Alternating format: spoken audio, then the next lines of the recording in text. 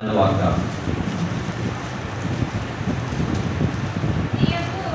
యందు భయభక్తులు గల వారి నిమిత్తము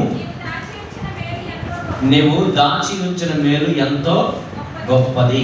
ఈ నెల దాచిపెట్టి ఇచ్చిన గొప్ప మేలు ఒకటి మీకోసం ఈ నెలలో దేవుడు ఇవ్వాలనుకుంటున్నాడంట. ఇక్కడికి స్తోత్రాలు చదువుమా. ఈ నెలలో ఒక గొప్ప మేలు దాచిపడింది నీకు ఇస్తానని వాగ్దానం చేస్తున్నాడు. ఎవరికన్నా ఇచ్చేది? యెహోవా యందు భయభక్తులు కలిగి 10 నెలలు ఎవరైతే ఉన్నారో, ఇప్పుడు 10 నెలలు అయిపోయింది.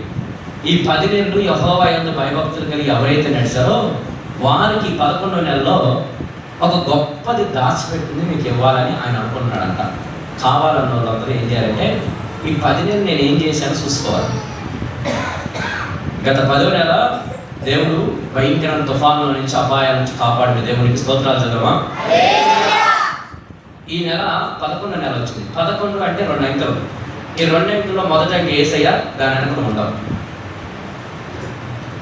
మొదటి అంకె యేసయ్య, దాని వెనక ఒక అంకె ఉండదు కాబట్టి ఆ ఒకటి నువ్వే.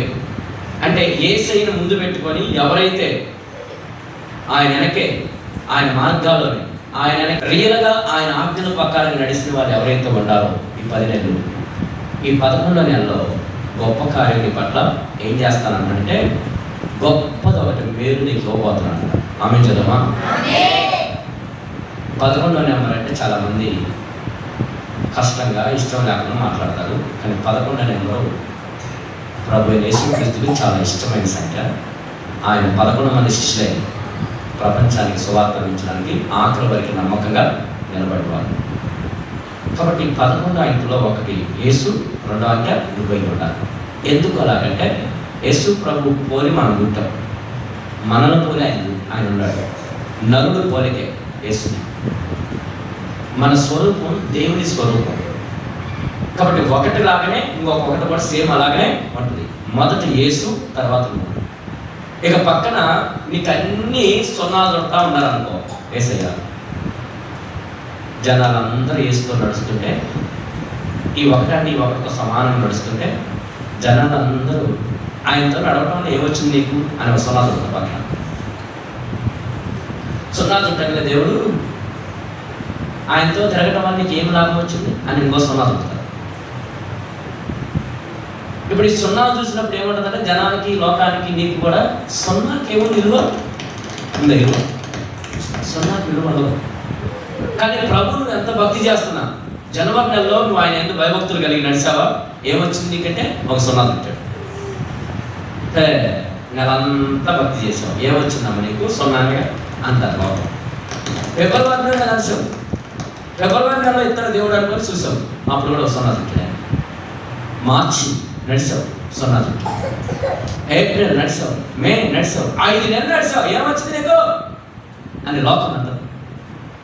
నేను మాత్రం సున్నా వచ్చినా, ఆఫ్ సున్నా వచ్చినా, పావు సున్నా వచ్చినా, పిచ్చిగేదే వచ్చినా నేను నీ పక్కనే ఉంటానయ్యా అని నడవాలి. ఆమె చదవమా. ఎన్ని సున్నాలను చుట్టినాయి, నేను నీ పక్కనే ఉంటాను, నీతోనే నడుస్తాను, నీలాగానే నేను బ్రతుకుతాను అనే మనస్సు కలిగి 10 నెలలు ఎవరైతే నడిచారో ఆమె చదవమా. ఈ 10 నెలలు నీ పక్కన 10 సున్నాలు పెట్టారా? Don't care. లోకం అంతా సున్నాలు సున్నాలు సున్నాలు సున్నాలు చూసి నేను ఎగ్గాలు చేస్తుంది. ఏమొచ్చింది? 10 నెలలు భక్తి చేసా, సున్నాలాగా పెట్టింది. 10 సున్నాలు పెట్టాడు దేవుడు నీకు, ఏమొచ్చింది లాభం? అన్ని సున్నాలాగా నీకు అని లోకం నిన్ను ఎక్కిరిస్తుంది, లోకం నిన్ను అవమానపరుస్తుంది. లోకస్తులు ఎన్నో విధాలుగా, బంధువుల ధర వస్తున్నా, మిత్రుల ధర వస్తున్నా, కుటుంబం ధర వస్తున్నా, ఇంట్లో వాళ్ళ ధర వస్తున్నా, భార్య ధర వస్తున్నా, ఆర్థికంగా వస్తున్నా, ఆరోగ్యపరంగా వస్తున్నా, చేతులు కష్టార్జిత నష్టపోవడం వల్ల వస్తున్నా, అన్ని సున్నాలే. ఈ 10 సున్నాలు చుట్టారు నీకు దేవుడు. ఈ సున్నాలు చూసి నువ్వు ఎట్లా కూడా తట్టుకొని నిలబడతావు ఆయన పక్కనే. అయితే మళ్ళీ ప్రభావ ఎప్పుడోసారి 1 వేస్తారా, ఎప్పుడోసారి 2 వేస్తారా కూర్చున్నావు. కానీ లోకం నీకు ఏడిపిస్తుంది. లోకం మనం ఏడిపిస్తుంది. ఏమని ఏడిపిస్తుంది అంటే ఇన్ని నెలలు భక్తి చేసావు, సున్నానేగా. ఎంత ఖర్చు పెట్టావు, సున్నానేగా. ఏం లాభం నీకు? ఏమొచ్చింది నీకు లాభం? ప్రభు నమ్మకం. బాప్తీసం తీసుకున్నావు, ఏమొచ్చింది నీకు లాభం? పరిచర్యకి ఏమొచ్చింది నీకు లాభం? ఎంత ఖర్చు పెట్టావు, ఏమొచ్చింది నీకు? సమర్పణ చేసుకున్నావు, ఏమొచ్చింది నీకు? బాప్తీసాలు, సమర్పణలు, త్యాగాలు, రేత్రి మగులు ఆ చర్చి చుట్టూరు, ఆ పాస్టర్ గారు చుట్టూ తిరిగి ఏమొచ్చింది? సున్నా. ఈ సున్నాల కోసం నువ్వేది చర్చికి, ఈ సున్నాల కోసం ఇప్పుడు నాకు 10,000 తిరిగింది, ఈ సున్నాల కోసం సమర్పించుకుంది, ముక్కుకి మూతికి మొత్తం పెట్టేసి అని లోకం నేను ఎక్కిరించింది, తప్పనిసరిగా ఎక్కిరించింది, తప్పనిసరిగా నీ మీద నింద మోపింది. కనీసం ఒక అద్భుతం జరగాలి నీ పట్ల. ఏం జరిగింది? ఏం బాగుపడ్డావు నువ్వు? ఇసాక ఏం బాగుపడ్డావు అని లోకం నిన్ను ఎక్కిరించింది. ఏమొచ్చింది నీకు లాభం? ఎక్కిరిస్తుంది. అయినా సరే నేను నీ పక్కనే ఉంటానయ్యా అనగలిగిన దమ్మున్న వాళ్ళందరూ చేతులు స్తోత్రం చెప్పొచ్చు. ఏం అర్థం కదా మాకి ఆలోచన పడి ఇప్పుడు బాబా అన్ని సున్నాలు చుడితే 10 సున్నాలు చుట్టినా సరే ఏమి వ్యాపార పనులు నీ పక్కనే ఉంటానన్నాడంటే దమ్ము కావాలి. ఏం కావాలి? దమ్ బిర్యానీ తింటే వచ్చిందనుకున్నారా? అది రాదు. పచ్చడి మెతుకులు ఉన్నా సరే దమ్ము ఆడింది. యేసయ్య పక్షాన్ని నడిచే దమ్మదే. ఎన్ని సున్నాలను చుట్టిన లోకం, ఎన్ని సున్నాలు చుట్టారని ఎగతాళి చేయని లోకం. ఎవరేమన్నా అనుకోండి, నీ పక్షాన్ని నేను ఉంటానయ్యా. మొదటి, రెండోది నేను నీ పక్కన సమజోరిగా నీలాగా నిన్ను పోలి నీతో నడుస్తానని కదలకుండా నువ్వు 11 పక్కన ఎట్లా నిలబడతావు, 11 ఆయనకి 2 అంకెలు ఎట్లా ఉంటాయో అట్లా యేసు ముందున్నాడు. నువ్వు అనుకున్నావు ఇలాగ నువ్వు నడవగలిగిన భక్తి ఏ రోజైతే చేయడం మొదలుపెట్టావో వారికి 11వ నెలలోనే ఏం చేస్తాను తెలుసా? నీ కొరకు దాచబడింది గొప్ప మేలొకటి ఉంది అని వాగ్దానం చేస్తున్నాడు. చెప్పకూడదు వేసేకి. అదేవిధంగా మన కొరకు దాచబడిన గొప్ప మేలొకటి ఉంది, ఈ 11వ నెలలో ఉంది అని మాటిస్తున్నాడు. నమ్మిన వాళ్ళు చెప్పకూడదు వేసేకి. అదేవిధంగా ఈ 10 సున్నాలు చూసి బాధపడ మాకు, ఈ 10 నెలలు భక్తి చేసే ఏం జరగలేదని బాధపడ మాకు. అసలు 11వ నెలలో మాటిస్తున్నాడు. మళ్ళా నీకోసం దాచబడిన మేలు గొప్పది, చిన్నది కాదు, గొప్పది ఉంటుంది. అది నీకు ఇవ్వబోతున్నాను, అది నీకు ఇస్తాను. అయితే నా యందు భయభక్తులు కలిగి ఈ 10 నెలలు నడిచేవాళ్ళు ఒకసారి చూసుకోవాలంటాడు. ఈ 10 నెలలు నువ్వు ఎక్కడ దారి తప్పకుండా, ఎక్కడ మైండ్ బ్లాక్ చేసుకోకుండా, ఎక్కడ అపవిత్రత పడకుండా, ఎక్కడ అన్యాయం చేయకుండా, ఎక్కడ అడ్డగోలుగా మాట్లాడకుండా, ఎట్లా పడితే అట్లా బ్రతకకుండా ఈ 10 నెలలు నీ భక్తిని ఆయన కాటా వేస్తున్నాడు. ఈ కాటాను నువ్వు తూగుతున్నావా? వాక్యానుసారంగా తూగుతున్నావా? తూగితే నా దేవుడి నెలలో ఆ గొప్ప బహుమతి నీదే, ఆ గొప్ప అవార్డు నీదే. ఒక అమ్మాయి ఇప్పుడు మంచి వైరల్ అవుతుంది, క్రికెట్ మ్యాన్ లేడీ. ఇండియా తరఫున ఒక ఆడమ్మాయి క్రికెట్ ఆడ చాలా ఓడిపోయింది, చాలా నష్టపోయింది, చాలా నిందల పాలైంది, చాలా అవమానం. ఈరోజు విషయమే చూస్తున్నారు కానీ ఆ అమ్మాయి పడిన అపజయాలు ఎవరు తెలియదు. ఆ అమ్మాయి చెప్పిందని తెలియదు. విజయం అక్కడ చూస్తున్నారు, అపజయాలు ఎన్నో ఉన్నాయి. ఆ అమ్మాయి టీం నుంచి ఒకసారి చూసేశారు, నువ్వు వరికి రావాలి. ఈ అపజయాలన్నింటిలో కూడా ఎన్ని సున్నాలు చుట్టినా సరే అపజయాలని వస్తారు ఓర్చుకొని యేసయ్యకి మొదట కనపరుచుకుంటూ వెళ్ళింది. ఆమె చూద్దామా? యేసయ్య పక్షాన్ని నిలబడి ఏంది ప్రభు ఇన్ని అపజయాలు వస్తాను, నీకు ఎందుకయ్యా నువ్వు, నేను ఎటో ఒకటి పోతానే అన్న. ఎన్ని అపజయాలు వచ్చినాయి అంటారు, కానీ యేసయ్య పక్షాన్ని నిలబడి ఆయనే నన్ను నడిపిస్తాడు, ఆయనే నన్ను బ్రతికిస్తాడు, ఆయనే మరలా అవమానం పొందిన కాడికి అర్థం తీసుకొస్తాడు అని యేసయ్య పక్షాన 11వ మనిషిగా, ఆ 11 అంకెలు ఒక అంకెగా యేసు పక్షాన్ని నిలబడేది. ఈ నెలలో ఏం జరిగింది? అమ్మాయికి అవార్డు ఈరోజు వచ్చేసి. అంతకుముందు అన్ని సున్నాలే, ఆట మొత్తం ఫెయిల్, అన్నింటిలో అవమానాలు. కానీ యేసు పక్షాన్ని నిలబడించుడు, ఆ నిలబడిన విధానం ప్రభుకు నచ్చింది. ప్రభుకు నచ్చి ఒక్కసారిగా అవమానాలు పొందిన కాడే తలగా లేపాడు. లేపిన తర్వాత కూడా చూశాడు. ఈ అవమానాలన్నింటి నుంచి ఘనత తీసుకొచ్చాడు. ఇప్పుడు ఏమంటుందో సదర్ మైక్ దగ్గర పెట్టాడు. ఈ విజయానికి నడిపించింది జీసస్, ఆయన నడిపించాడు అన్న. ఇది నా శక్తి, నా బలం ద్వారా వచ్చింది కానీ నా జీవం. నేను అన్నిసార్లు ఓడిపోయాను, ఓటమి నా బ్రతుకు. కానీ నా దేవుడు ఏం చేశాడు? నేను కేవలం యెహోవానే యుద్ధం నా పక్షాన చేసి శత్రువులు ఎదుటం వల్ల విజయమేరి మోగించిన ఆయన. తర్వాత నా తల్లిదండ్రులు నా కోసం కృషి చేశారు, ప్రార్థించింది అని చెప్పి టీం అంతా నిలబడిందని చెప్పి మొదటి గర్భర్సిన ఎవరమ్మాయి యేసయ్య. నీ జీవితంలో సక్సెస్ చూసిన తర్వాత కూడా నిన్ను పరీక్షిస్తాడు దేవుడు. ఓటమిలో పరీక్షిస్తాడు, ఓటంలో పరీక్షిస్తాడు, తర్వాత సక్సెస్లో కూడా నేను పరీక్షిస్తాడు. ఈ రెండిట్లో నువ్వు జీసస్కి మొదటి స్థానం, దేవునికి మొదటి స్థానం ఇచ్చే మనసు నీకు ఉంటే నా దేవుడు నేను ఎప్పుడు జీరోగా ఉంచడు. దేవుని మైండ్ కలుగునగాక. ఈ 10 నెలలు 10 సున్నాలు పెట్టిన తర్వాత 11 నెలలు వచ్చేసరికి ఆయన ఎందు భయభక్తులు కలిగి యేసు పక్షాలే నిలబడిందంట ఒక్క. ఇక 11 నెలలు రాగానే 12 నెలలు వస్తుండగా ముగింపు సంవత్సరం రాగానే ఈ ఒకటి పక్కకు వచ్చేసి ఎదురు నిలబడి ఇప్పుడు కౌంట్ చేసుకో అన్నాడు. నువ్వు ఒక్కటి అక్కడ ఉండి 10 సున్నాలు మొత్తం పెట్టి నేను ఎదరికి వెళ్తున్నాను, ఇప్పుడు ఈ 1 10 సున్నాలు కౌంటింగ్ చేయరా అని ఒకటి పిలిచి, యేసు ప్రభు పాస్టర్ ఒకటి పిలిచి ఇప్పుడు కౌంట్ చేయరా ఈ 10 సున్నాలు ఒకటి అంతే చెప్పాడు. అంతే చెప్పండి. ఇప్పుడు ఆ సున్నాలు చూడటం లోకమంతా ఎక్కిరించింది. ఇప్పుడు యేసు ప్రభు వచ్చేసి ఒకటి పక్కన 10 సున్నాలు కలిపి కౌంటింగ్ చేయరా అన్నాడు. మిలియన్లు అయితే, కోట్లు దాటిపోయి నీకోసం దాచబడిన మేలు గొప్పది దాచిపెట్టాడు. అది లెక్కకి ఊహించింది నీకోటి దేవుడు చేయబోతున్నాడు. ఆమె చూద్దామా?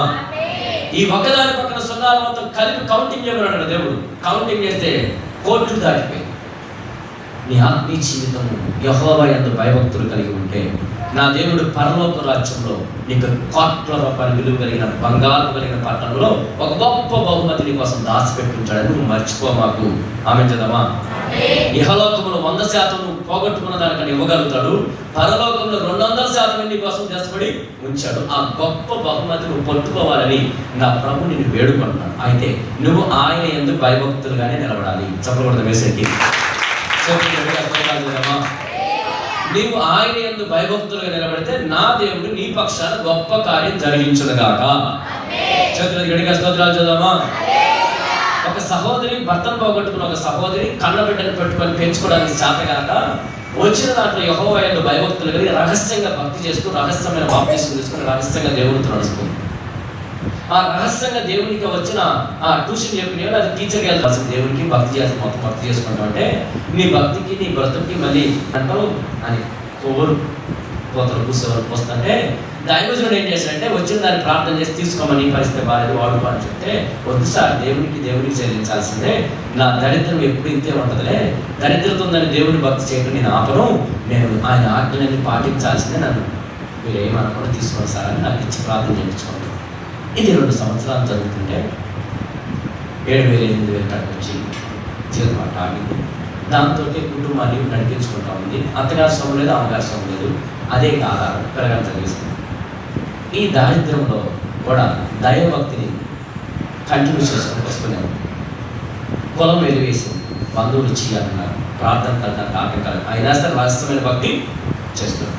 ఎక్కడున్నా సరే తన భక్తిని తను కాపాడుకోవడం, ఎక్కడున్నా తన ఇంట్లో ప్రార్థన చేస్తుంది, ఎక్కడున్నా ఫోన్ ద్వారా ప్రార్థన, ఎక్కడున్నా అవకాశం ఉన్నకాడికి ఆరాధన వస్తుంది. ఇలాగా దేవుడితో నడుస్తూనే ఉండాలి.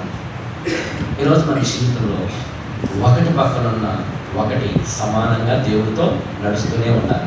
జీరోలు చాలా దేవుడు చూపిస్తున్నాడు, వాటిని చూసి చాలామంది నేను ఎగిరిస్తారు. అయినా సరే నువ్వు ఫీల్ అవ్వదు, బాధపడద్దు. నీ జీవితం జీరో అయిపోయింది, నీ పని అయిపోయింది. యేసు ప్రభు నాకు ఏమొచ్చింది తిమ్మతి, ఏమొచ్చింది నీకేమొచ్చింది అని చున్నాలు చుడతానే ఉంటుంటే యేసు ప్రభు ఆ చున్నాను చూసి ఎగతాళి చేసేవాళ్ళు చేస్తూనే ఉంటారు. నువ్వు ఫీల్ అవ్వదు. నీకోసం దాచబడిన బహుమతి చాలా గొప్పది, ఈజీగా ఇచ్చేది కాదు, చాలా గొప్పగా తీసుకోవాలి. దేవుని మహిమ కలుగును గాక.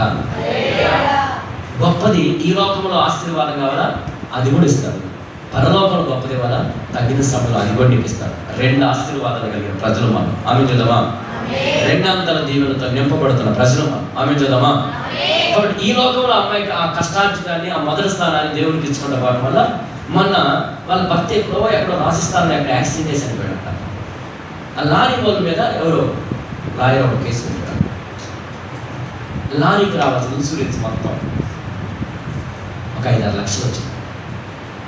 5-6 లక్షలు ఎవరికి ఇవ్వాలని చెప్తే కోర్టు ఎవరికి వెళ్ళి తన భార్యకి ఇవ్వాలి. తన భార్యకి ఇచ్చే సంతకం పెట్టుకుంటే ఆ కోర్టు ఆ లారీ మీద లారీ వాళ్ళ కేసు క్లియర్ అయ్యింది. ఇప్పుడు ఆ అమ్మాయిని ఎత్తుకుంటూ వచ్చింది. లారీ వాళ్ళను లాయర్లు ఎత్తుకుంటూ వచ్చి సంతకం పెట్టాము, నీకు 5 లక్షలు ఇస్తాము. ఈ అమ్మాయి జీవితం జీరో ఇప్పుడు దాకా. దీనికి పుట్టింటి కాడ లేదు, అత్తింటి కాడ లేదు. దీని బతుకు పిల్లవాళ్ళని పిల్లగాడుకుంటానికి తెచ్చాడు, వీడు నష్టజాతకు వీడు పుట్టడానికి తెచ్చాడు అని తల్లిని పిల్లని ఏకి పడేస్తున్నారు. ఎటు చూసినా సరే ఆధారం లేదు. ఈ లోపల దైవజనుడు సువార్త చెప్పాడు, వేసుకున్నాడు, ఫాలో అవుతుంది. అది కూడా చేయగలిగిన అయినా చేస్తుంది. ఈ టైంలో దేవుడు ఏం చేశాడంటే జీవోగా ఉన్న ఈ అమ్మాయి ఆర్థిక పరిస్థితిని ఏం చేశాడు, ఆ 0 పక్కన 5 వేసాడు. 5 లక్షలు ఒక్కసారిగా ఆశ్చర్యపోయింది. ఇది నిజమా? పాస్టర్ గారు ఇట్లా అడుగుతున్నారు, ఇది నిజమేనా? ఏమైనా ప్రాబ్లం అన్నది? నిజమే, పెట్టు,